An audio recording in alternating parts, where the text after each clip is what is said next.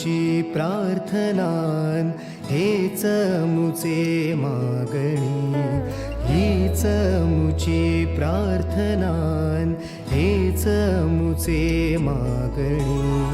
माणसाने माणसाशी माणसा सम वागणे,